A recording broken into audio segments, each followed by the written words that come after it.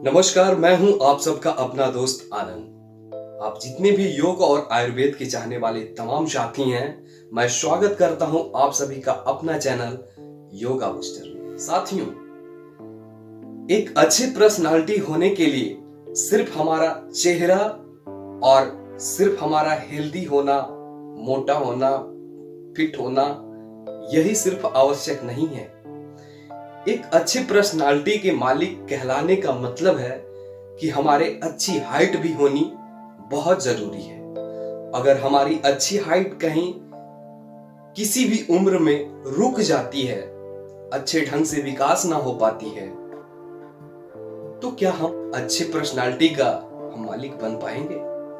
नहीं बन पाएंगे। और सिर्फ इतना ही नहीं, अगर हमारी हाइट ठीक ठाक हो भी जाती है और हमारे बुद्धि का विकास ना हो पाती है, क्या हम इतनी बड़ी संसार में इतने कंपटीशन भरी लाइफ को अच्छे ढंग से जी पाएंगे? बिल्कुल नहीं जी पाएंगे। और यदि ये दोनों ही रुक जाए तो क्या होगा? आप समझ सकते हैं कि बहुत चिंता की विषय हो सकती है ये हमारी मंद बुद्धि का हो जाना और छोटे कद के होना, या फिर लड़के हों या तो लड़कियां हों। कोई भी इंटरव्यू एग्जाम होता है, इंटरव्यू फेस करने जाते हैं तो सिर्फ हमारी योग्यता ही वहां काम नहीं आती है। हमारे एक अच्छी पर्सनालिटी के साथ साथ हमारी हाइट भी काम आती है और हमारे बौद्धिक क्षमता भी जांच किया जाता है। अगर ये दोनों ही अगर रुक जाए तो हमें जॉब लगना क्या, शादी होने में भी परेशानी हो जाती है। या फिर लड़के हो चाहे लड़कियां, परेशानी तो दोनों में ही आती है। हम हर एक जगह जहां खड़े होते हैं भीड़ में, तो एक अलग सी फीलिंग होती है जब हम थोड़ा सा भी हीन दृष्टि से हमें लोग देखने लगते हैं, इशारे करते हैं, ताने देते हैं कि देखो कितना छोटा है, कितना ठेंगा है, मतलब कैसा दिखता है, अच्छे ढंग से बात नहीं कर पाता है, इसकी बुद्धि तो कुछ है ही नहीं है, ये मंद बुद्धि का है। तो ये सब होना क्या उचित है? नहीं ना। आज इन्हीं सारे टॉपिकों को मैं बात करने वाला हूं कि क्यों हमारी हाइट रुक जाती है, हम मंद बुद्धि क्यों हो जाते हैं। हम मानते हैं कि बहुत सारे लोग ऐसे होते हैं जो कि अच्छे खान पान नहीं मिलने के कारण ऐसी स्थिति आ सकती है, लेकिन ये कितना हद तक सही है? कुछ हमारी ऐसी आदतें हैं जिसके कारण भी ये हमारी हाइट रुक जाती है और हमारे मानसिक विकास पूर्ण रूप से नहीं हो पाता। यदि हमारे इस चैनल पे आप नए हैं तो अभी के अभी हमारे इस चैनल को सब्सक्राइब कर लीजिए और बेल आइकन की घंटी को दबा दीजिए ताकि वीडियो का नोटिफिकेशन सबसे पहले आपको मिले। और पुराने हैं तो अपने दोस्तों साथियों में खूब शेयर कीजिए, क्योंकि हमारा टॉपिक कुछ हटके होता है। मैं काफी रिसर्च करने के बाद आप सब तक ये वीडियो लाने की कोशिश करता हूं ताकि आप सबको एक अच्छा परामर्श मिल सके और अपने लाइफ में उसे उतार के एक अच्छे पर्सनालिटी के मालिक बन सके। साथियों, सबसे पहली चीज है कि हमारी कुछ ऐसी आदतें हैं जिसके कारण हमारे बॉडी के पोस्चर खराब हो जाते हैं और वो हमारे हाइट को बढ़ने नहीं देता है। हमारे अंदर एक HGH हार्मोन्स होता है जो कि ह्यूमन ग्रोथ हार्मोन्स, उसको कहीं ना कहीं अवरुद्ध कर देता है हमारी एक आदत। जी हाँ, और अगर HGH हार्मोन्स अगर रिलीज ना हो तो हमारे बॉडी की संपूर्ण विकास को जरूर रोकेगा, क्योंकि वही एक ऐसी रसायन है जिसके कारण हमारी हाइट, हमारी बॉडी, हमारी मसल्स सबको गेन करने में मददगार है।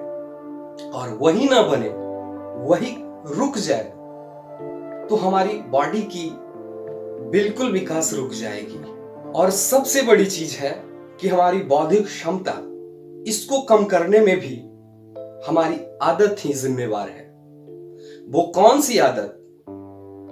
वो आदत ये है कि हमारे चलने की आदत, गलत ढंग से बैठने की आदत, गलत ढंग से चलने की आदत। आजकल लोग स्टाइल में रहते हैं, उनको पता ही नहीं है कि बॉडी की स्ट्रक्चर जैसे होनी चाहिए उसको सही ढंग से ना चल के इस तरह ऐसे चलते हैं, कोई ऐसे ऐसे चलते हैं, और कोई है कि ये कंधा को झुका के चलते हैं, और बैठते भी हैं तो यहां से ऐसे ऐसे होके बैठते हैं, आसन भी सही से नहीं लगा पाते हैं। सही बैठने का तरीका ये है, ना कि ये। अगर इस तरह से आप बैठते हैं तो हमारे ये जो बोन्स हैं, पीछे की जो हड्डी है, रीढ़ की हड्डी है, ये हमारे पूरी बॉडी की तंत्रिका तंत्र जो भी है, जितनी भी नसें हैं, सबका एक स्टेशन है।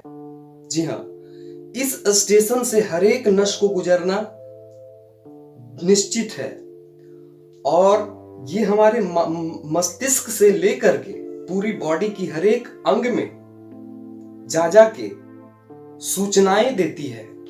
जैसे हमारे ये जो कान है, ये तो सिर्फ एक रिसीवर का काम करती है, कोई आवाज को सुनता है, लेकिन दूर तक पहुंचाने में हमारे ये रीढ़ का हड्डी, जी हाँ, इनकी संरचनाओं के साथ साथ जो उलझी हुई सहयोगी नसें हैं, उनका कार्य बहुत होता है।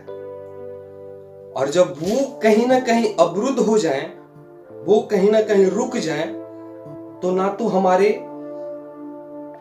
कोई आवाज वहां तक पहुंच पाएगी, और जब आवाज नहीं पहुंचेगी तो हमारी कोई फीलिंग्स ही नहीं मतलब रह पाएगी। जितने भी संवेदनाएं हैं, ये हमारे रीढ़ का ही काम है कि हर एक अंग को सूचनाएं देना। जी हाँ, जैसे हमारे बॉडी में कोई टच किया, या फिर सांप भी हो सकता है ना, कोई गन भी सटा सकता है, कोई कुछ भी चाकू भी रखा, तो वो पता चलता है, छूते के साथ ही सेंसर जैसा इंफॉर्मेशन यहां तक जाता है और बताता है, महसूस हो जाता है कि ये कुछ ना कुछ है, या फिर सांप हो, बंदूक हो, या फिर कुछ भी हो। अगर ऐसी संवेदनाएं खत्म हो जाएंगी तो हम क्या कर पाएंगे? कुछ भी हमारे साथ हो सकता है। तो इस पे थोड़ा ध्यान देना होगा, फोकस करना होगा कि हम चल कैसे रहे हैं, हमारी रीढ़ की हड्डी बिल्कुल सीधी है या नहीं, है ना, हम पूरे अच्छे ढंग से सीधे तरीके से चल रहे हैं या नहीं चल रहे, या फिर ऐसे झुकी हुई है। अगर झुकी हुई रहेगी तो आज नहीं तो कल ये जरूर नुकसान देगी।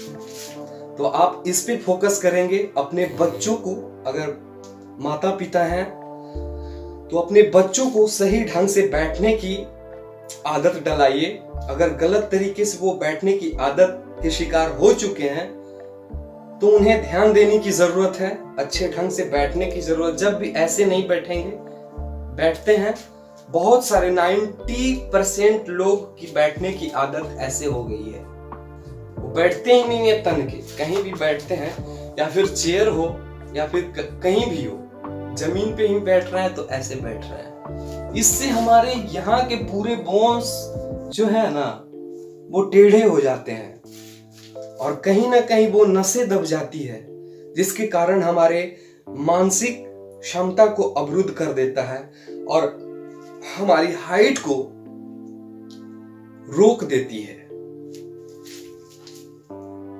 तो आप इन सारी बातों का ख्याल करेंगे और ये परेशानी से बिल्कुल बचेंगे। नमस्कार, दीजिए हमें इजाजत। तब तक के लिए जय श्री कृष्ण, राधे राधे।